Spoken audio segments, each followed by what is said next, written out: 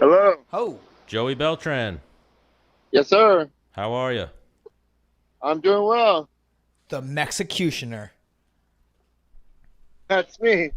Stan the Man here, Dennis the Menace Bermudez, and now we're joined by the Mexicutioner, Joey Beltran. Thank you for having me, fellas. Thank Yeah, you for dude. having me. Welcome to day of our Menace and the lives. Man. Oh yeah, we're excited. We mentioned who we were having on, and we were like Joey Beltran. People were like, "Oh my God, he's a legend." Uh, that's kind of funny when I hear that, but it's nice for sure. Well, you know what it is. You're one of those guys that throws down every time you fight. Like you're not expected to be like a lay and pray or a boring fight. Yeah, like me. Yeah. I know. I swear I know how to do jujitsu. I swear I'm a brown belt. I know how to do all that other shit, but it's just like when shit hits the fan, I just start revert to my old ways. Yeah, I'm a white belt, one stripe. There you go. Yeah. So I miss you, dude. How you been? I'm doing well, man. Doing well. Do you still have that like sponsored car? That what? That was it you that had that car that's like it's all hooked up, the Camaro? No. Who no. was that? I don't know. I wish. No, fuck. At Rain. Right? You used to train over at Rain, right? I've been to Rain. I used to go to Rain. Yeah. Way back in the day. Yeah. I mean, I was like, I went when Jesus, that was years ago. When Dominic and Uriah did the Ultimate Fighter, like everybody, 'cause my team was at Alliance, right, in down in Chula Vista, but everybody went out to Vegas with Dominic, and I couldn't do that because I had a normal job. So I started commuting to Rain. So that was, I don't know what year that was, but that's when I was there. Oh, so you're from Alliance originally? Yeah. Oh, have you always been out there? Yeah, since the beginning. Oh, so you know our boy Early Eric days. Uresk. Yeah. Oh, yeah. Yeah, Yeah. Eric. Yeah, me and Eric. Yeah, that's my homie. He quartered me out in Brazil one time too. He has some good times. Oh yeah, Yeah. he's another one of those OGs, legends of the MMA game, especially on the East Coast. Oh yeah. Eric's an animal Yeah, he was out with you guys for years. for sure. yeah, Yes, he was. would come and go a little bit, right? Yeah, but he was a teacher at Alliance and like Yeah. a main training partner for I know a lot of the little guys for a minute. Absolutely. Yeah. He would run like some of the grappling practices for the pro team, and then yeah, he always had his hand in the mix for sure. Yeah, he comes every time he comes back to New York. He'll like stop into where we're from, Long Island MMA, and he'll run a couple of pro practices, attend some like he's supportive too. He'll attend other people's seminars and shit like that. Do his own seminars. Yeah, he's a good dude, Eric. Yeah, for sure. And so training at Alliance were you always working with Eric Del Fiero? Yeah. Him too, Yeah, another with guy. Eric and was it? Oh yeah, he's yeah. Originally, I was originally on a team called North County Fight Club, and we were in North County, San Diego, and I was like the main guys that were on the team when I joined was like Eddie Sanchez and Jason Lambert. They were like our two UFC guys, my main training partners, and then like Travis Browne joined the team. And then we had a good little run together, and then something happened. I can't remember what happened, but anyways, me and Travis ended up going to Alliance, and this was like way before. This was like I met Phil Davis like right after his first fight, and so we've been training together since back then. It's funny And, you mentioned yeah. Travis Browne. We're actually going to get into something later, talking with Jessica Penne about a time. So you used to train with Travis. You and him are boys, right? Yeah. And you've met Menace before, right? Oh yeah, I'm sure I have passed, but I get hit in the head a lot, so I tend to forget stuff. Sames. Yeah, Menace is a featherweight. Menace tried to fight Travis. No, I didn't try to fight him. Bro, you know how the telephone game works? In some people's stories, you almost got into an altercation with Travis Browne because you turned down a shot. It's a real thing. I was gonna try to fight him before I was taking the shot. That's it. I didn't say I was going to fight him. Yeah. Tell Joey the story. No, he was, he's a fucking giving guy. He buys shots for everybody. Everybody takes a shot, and then we're having Jessica Penne on in a little bit, and Jessica decides she doesn't want to take her shots. her shot. So Travis looks at me and goes, "Hey, you're gonna take her shot." I'm like, "Yeah, cause no, I'm fucking not." And I looked at him, and he's like, "No, you gotta take it." And I went back to Jessica. I'm like, Jessica, in her ear, I'm like, "Listen, I need you to take this shot from me because I'm not taking it. Like, I'm going to jump on this fucking bench right here and crow hop him before I take the shot because I can't do it. I'll throw up everywhere." And she was like, "Fine, I'll take it." And that was that. So that somehow turned into I almost fought Travis Browne. Man, you know, I could see how that would be interpreted. Well, my my co-host here is a ninny. Bro, Well, the thing is, It's funny that you say that, you know, because there was another time where Travis almost got a fight with some smaller guys. We were watching Dominic and Uriah fight in UFC. So once again, this is fucking years and years ago. But there was like an Alliance bro behind fucking Danny Castillo and some of the Alpha Male boys. Mm-hmm. And the whole time, Danny Castillo was like, "You're a fucking pussy, Dominic. You're a fucking pussy."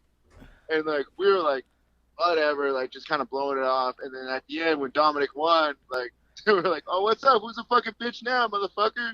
And then like Travis and Castillo were like, I was like, "Oh, here we go. Now we're gonna fight a bunch of little guys. This is gonna look real good." Well, but nothing ever happened. Yeah. No, I don't think Travis ever thought anything of it. He was just like, "Nah, I'm being a nice guy, making this guy, I got him a drink." But I was just like, I don't do shots. So the fact that I did the first shot was like incredible in its own. And then he's like, "No, you're gonna do another." I'm like, I'm not. And hang on, it wasn't going to be a fight. It was going to be me hitting him and then me running through the club out of there. Well, even the conversation had gotten to that point where if you would have been like, "Listen, not doing it," he probably would have been like, "You know what? You're a little shit. Like, you're a fucking asshole." You know what I mean? It would have escalated had Jessica Penne not stepped in. And been like, "I'll take the shot he got for me and save you here, Menace." Yeah. I got you. It all boils down to Jessica Penne in certain fights. That's real nice. Troublemaker. Why'd she do that? Well, she's Alliance too, isn't she? Yeah. Yeah. I forgot, actually, Travis Browne used to be out there for a minute. Remember, he used to have like that. He used to move around like a featherweight, you know, back in the day. Yeah.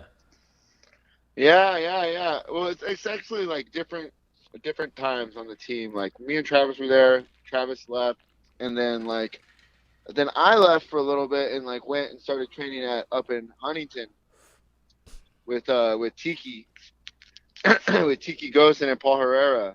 And that's when I left. That's when all the girls joined Alliance, like Angela Hill and Jessica Penne and Rowdy Beck. So I kind of like missed that whole.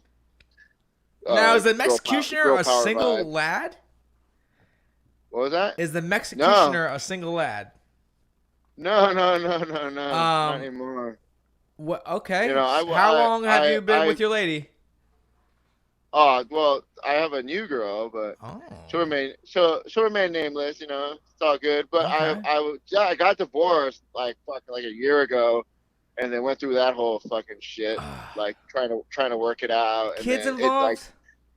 No. Good. Stepkids, which still sucks because I literally have no rights. I have no rights, and I fucking raised them for 10 years. But whatever. It's all good. It's all part of life. Is there anything you can like teach anybody from this right now? Is there any advice that you can give me right now, like for this to happen to me? Well, I mean, I could go on for days. It's fun. It's funny. We have a little bit of time. I would say, honestly, not to be, it may come across as being an asshole, but if you're going to get involved with a lady with kids, just understand that if you guys do break up, that's going to be double or triple the heartbreak because you're fucking ending a relationship with those kids. Yeah. And that fucking sucks. Yeah. So, all right, enough with the serious shit. All right. All right. Yeah, we'll go into something else. So now, the Mexicutioner, bare knuckle boxing, UFC fighter. You have some boxing fights too, right? Some what fights? Boxing fights as well? No. Every time, like, I started getting ready to do a boxing match, like, MMA would come calling back, and it would just make way more financial sense to do that. All But right. What about street fights? I definitely want to after this bare knuckle contract's done. What about street fights? Oh yeah, too Okay. many. I mean, definitely a lot. Like, so by the time I started fighting professionally, it wasn't a foreign act to me. All right. So Can you give us your top 2 street fights you've ever been in? Why it happened, Well- where it happened, how old you were, how far in your like fight career you were, if you were at all, who else was involved, the whole kit and caboodle. I can give you like a couple like funny one. So the funny one and lie was if actually you like want the to. last, I don't give a the last shit. time the last time that I actually got into a fist fight before I started training. So we're at this bar, and like in Carlsbad, the city that I'm from, there's like literally like in the span of like 2 miles, there's probably like 20 bars. Okay, And so I like that. it's called the Carlsbad Crawl. Like you know, so that's just what we did. Like every 4 nights a week. So anyways, one night I'm walking home, and me and the girl that I was talking to at the time or whatever, we're like walking to the after bar party. Okay. And I see my 2 homies like squared up with this guy, and I'm like, oh, and I'm literally like have a burrito in my hand, and I'm like walk up like a spectator, and I'm sitting there like watching these guys argue, Yeah. and I'm just sitting there eating my burrito, and the guy looks at me and he goes, "What are you gonna do, fat ass?" Oh. I was like, oh man. I just put my burrito on the ground, just walked up, one hitter quittered him. And the best part is that the girl that he was with, like, looked at him on the ground, like, stood over. She's like, "God damn it, not again, idiot." Again. Jesus. So this dude just stays like running his mouth to the wrong motherfuckers. How far into your fight career was this? That was literally like maybe a month or 2 before my first fight. Ever since I started fighting, Right. like I've Right. never been in an altercation. Right. Only like, and I'll tell that story too. It's funny. It's because I went through some pretty rough times a couple of years back, and kind of lost control with my partying because. So I fought for Bellator in December 2016, and I lost by knockout to fucking Alessio Sakara. And then after that, I was like, well, I suck, so I'm done. And I went and I started working at a UFC gym, but I started killing it in the sales and commissions and fucking salary and everything. It was great. It was a great setup. And without having like the obligation to go and fight and train, like I just ran rampant. Took about 8 months or so for me to lose control of my life. I had to check into a recovery center and everything. I went there for like 5 months. Got everything realigned. Got out. Got into AA and been doing that pretty consistently. And anyways, on to a new way of life. So I'm not training. I'm not doing anything. I'm just working for Hunter Steakhouse. It's a steakhouse in my city. So I'm just like working like a normal job, like fucking going and working the grill on the catering crew. Okay. So I would get spotted all the time too. People would fucking come and take pictures of me fucking while I'm working. It's pretty cool. Whatever. They're like, wait, what are you doing here? I was like, I'm fucking working. What does it look like? And so we're there one time when we're We lost you. concert. I'll always remember. Really stupid concert. Wait, And they fucking You were at Joey. a Snoop Dogg concert? No, Slightly Stupid. Oh. It's like a reggae band, white reggae band. Okay, got You know, it. like Wanna Be Sublime Yeah. type deal. So we're there, we're working, and we had like a 3-hour line, no joke, fucking 3 hours nonstop. And we finally start getting to the end of it, and then our credit card machine dies. And so, like, it's not our fucking fault. The credit card machine died, and this girl and like her boyfriend or whatever, they just start fucking get all loud and fucking yapping, talking shit. And then like my cashier was this little girl, not little girl, she's like 19, but spicy little Mexican girl. Okay. And I'll always remember in my head, I was thinking, I was like, I bet Erica's gonna escalate this. And sure as shit, like they were talking shit, boom, boom, and I just heard her like you know what? You don't have to fucking talk to me like that, motherfucker. Like, blah, blah, blah. And then I was like, here we go. And then I walk over and I was like, hey, man, you know, like, we have some words with the guy. And the guy's like, you know, what are you going to do, motherfucker? Blah, blah, blah. And I was like, oh, really? I was all, boom. I took off my apron, walked out to the front. I was all, make a move, homie. What's your fucking problem? And he's like, you really want to do this? I was like, oh, right when he said that, I just grabbed him by his shirt. I was like, come here. I was like, you're fucking embarrassing yourself. Get out of here. Get out of here. And then I went back into my little workstation. You gave him a chance. I did. I went back to my little workstation. I'm starting to carve my meat, making my fucking tri-tip sandwiches like a professional. Right. And then I look back, and this motherfucker came into our little work booth, like our little, you know, like you've been seeing at the fair. Yeah. Like the food station. He fucking came into our workstation. We have knives and everything back there. Yikes. And I saw him. I was like, oh, no, you're done. I fucking grabbed him by his fucking neck and his face, lifted him off the ground, and fucking threw him out. And I remember as I had him by his neck and his face, he was yelling. He's like, you're going to get arrested. You're going to get arrested. Oh, my God. Oh, you fucking punk. That guy Then I threw him on the ground. And I looked up. Right when I looked up, I seen like two fucking teenagers with their cell phones down. I was like, oh shit. You better freaking delete that. Oh, I'm out of here. You better freaking delete that. The funny thing is like, I wonder how many people that those assholes would just like treat bad. And then one day they picked the fucking wrong booth. That's too funny. Even the other guy picked the wrong guy that one day. He was like, what are you going to do, fat boy? Yeah. It's funny you think I'm fat. I'll break your nose. That's my first occasion. What'd you say? You broke up a little bit. I said, so that was like the first and the last time really that I've had to do anything unless I was getting paid for it. Yeah, I don't fight for free. That's one of my things. Smart man. Yeah. I fight for free, Joey. I like fighting sometimes. Well, no one wants to pay you to fight, Stan, so. One day they might have wanted to. Yeah. So what's going on next for you, Joey? Back to bare knuckle boxing? Oh, you know what? Actually, I'm actually taking a little road trip out to Russia to do an MMA fight. Okay. And yeah, for this Sambo League 70. I don't know. It's like a big show out there, like Putin goes. So I'm like, whatever. Putin's there. It must be legit, you know? Yeah, exactly. And it's out in Sochi, so we get to stay like by the Olympic Village, and so we'll see. At the Olympic Training Center, that's where we have access to do training for the whole fight week and get our food provided for us. So I'm excited. You know, I went out there not too long ago to fight in Yekaterinburg, Russia, but that was in the middle of the fucking winter, and that sucked. Yeah, probably cold as fuck. Oh my, horrible.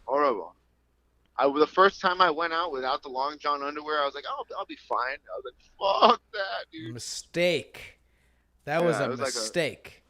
Cause your Mexican blood runs through your fucking veins, dude. Yeah, I did not know. I underestimated it. Damn. Now, where are you training at now? You're back at Alliance? You know, I've been training a lot, just kind of where I need to get it in. I'm still staying on top of my boxing because, bare knuckle will be happening, I believe, in October, late October, early November, one of the two. I don't have the exact date on that one.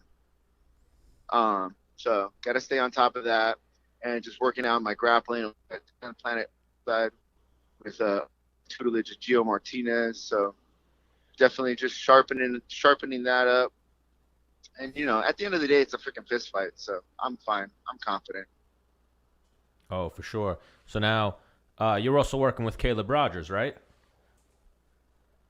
With who? Caleb Rogers, the mental sensei? Oh, absolutely. That's my dude. That guy's a... Yeah, man. I've shared a little bit about, like, if I coincidentally, like, at the tail end of my marriage, my ex-wife was like, you got to go see somebody. You're fucking crazy, blah, blah, blah. And then, like, coincidentally, like, Caleb hit me up on Instagram. Same. So I checked out his page and saw who he was working with. I was like, all right, I'll give this guy a shot. And then, like, yeah, man, it's like from day one, he's been helping me, like, just process just life in general, you know. Early on, it wasn't even about competing. It was just like just finding balance in my life so that I could go to the gym and actually get something out of my sessions. And then, like, you know, when it came time to get ready for the fight camp, like, man, it's just you would think after all these years of fighting professionally, I would have done something like this, but for whatever reason, I never did.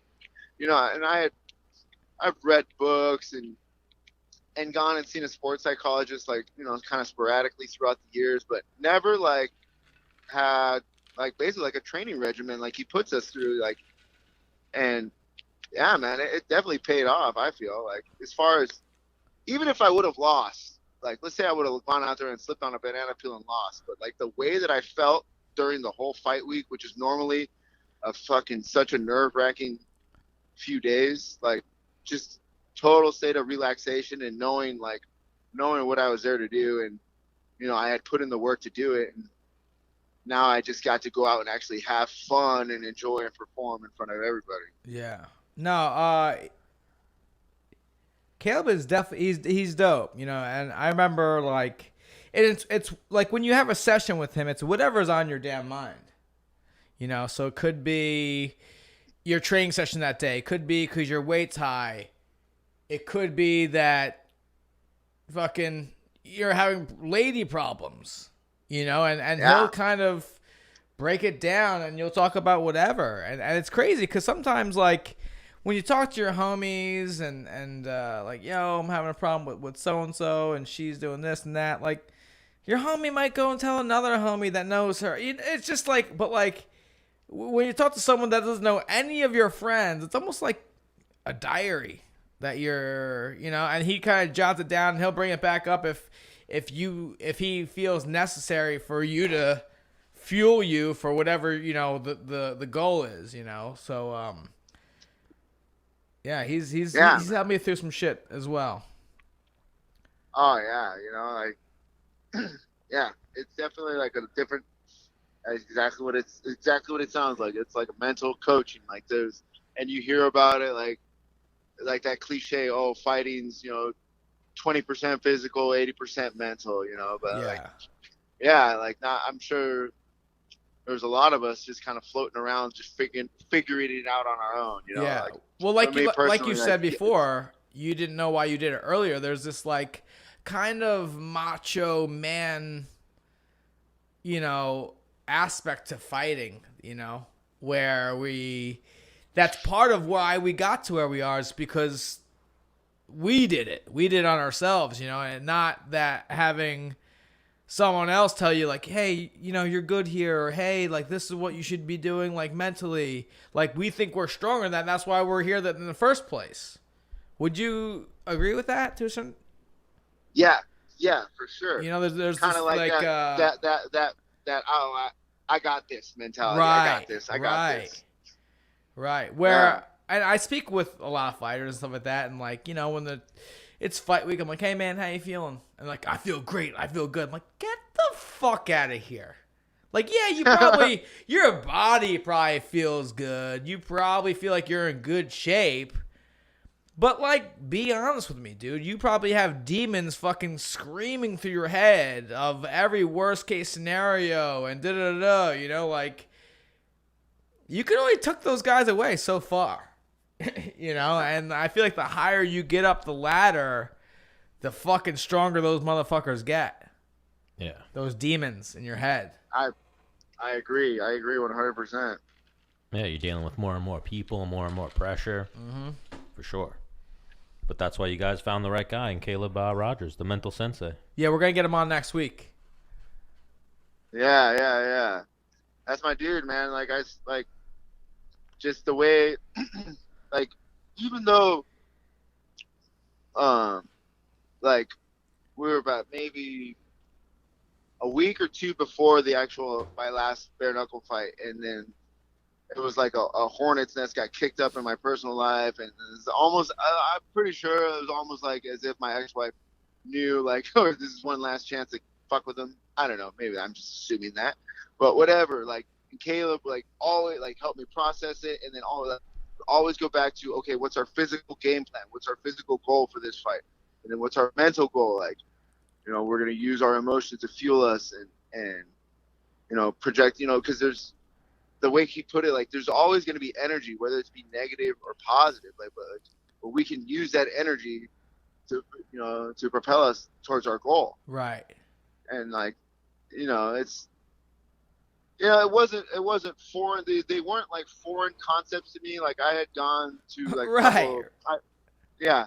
But it was just like having somebody kind of like hold you accountable, like for like do your little homework assignments throughout the week. And, right. you know, it was, yeah, man, definitely something. You know, coulda, shoulda, woulda. I wish I would have met him a long time ago, but it's For all sure. good. I still got some miles, some gas left in the tank, so we're gonna push it for all it's worth. For sure. No, because I follow this guy Gary V, and you know, he just says like shit that I know, but like I don't know, something like it's almost like, oh yeah, like yeah, he's right, you know, but like you already know it. It's almost like, let's say like you haven't used a Kimura in fucking years, and I'm like, yo, check out this new move, and I hit you with Kimura, like, oh yeah, I know the Kimura. And oh, that's a good way to use it. Yeah, I like it. Yeah, good idea. Right? Yeah. Like you Yeah. already know the shit. It's just like, I just forgot. Or, you know, I was so busy with everything else that I just forgot that was important anymore, you know? Yeah. Well, remember even we were talking to Steve Maraboli, and he said, like, you know, parents will tell kids things and they won't listen. Then as Steve Maraboli says, and remember he used the example of Bon Jovi. Right. Like Bon Jovi's telling me to live my life. The parents are like, I've been telling you this your whole fucking life. Right. Sometimes it's someone different that can get the message. You know, you could say the same message to your kid, and I could say the same message to your kid, but because you're their dad and I'm not, my message gets through. Oh yeah, for sure. But the same exact message, you know? Yeah. It's crazy. Absolutely. Crazy how the brain works. That we won't take the advice when we're giving it, but we'll take it when it comes from the right source. Is basically what it is. All right. So when's this fight? When you heading out to Russia? I'm leaving on Saturday. It's actually on Wednesday, the 14th. Oh, so you're about to fight next week. Oh, so you ready? Yeah. Oh, yeah. Is Russia ready And for the Mexicutioner or what? Yeah, I've been there before. The funny thing is I went out there, and that was like my resurgence of my career, because I came out of rehab, and I was like driving for Amazon and just like hating life. Amazon fucking slave drivers. Those poor people you see driving around the white vans or the gray vans, they have like literally like 400 stops every day. Yeah. And I was doing that for a while, and I was like, then my old manager hit me up randomly, and he's like, hey, your name keeps coming up out here in Russia. I'm doing business with Brandon Halsey out there a lot, and they asked about you. I was like, well, you know, see what they say. He's like, are you in shape? I was like, you know, yeah. Keep in mind, I was not at all. I was like fresh out of fucking rehab, like 275 pounds, and I was like, yeah, let's do it, whatever. And then he called me like a couple days later, and he's like, all right, 5 weeks, Sergey Karatanov. Can you do it? I was like, how much? All right. And I was like, well, what did they say? He's like, 20 and 20. I was like, I'll be there tomorrow. Let's do it. Yeah. And fucking, so I got ready in 5 weeks as fast as I could, and went out there and went all 3 rounds with him and busted him up with some elbows, and I felt really good about myself. I was like, all right, I still have some gas in the tank. Let's do it.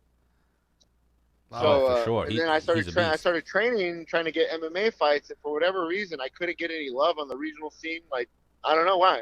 To this day, I don't know why, but maybe it was meant to be. And then the bare knuckle people came out of left field, and that ended up working out. Oh yeah, and I've seen you're crushing it in bare knuckle. You're doing good. Yeah, man, it's fun. You have a great style for it.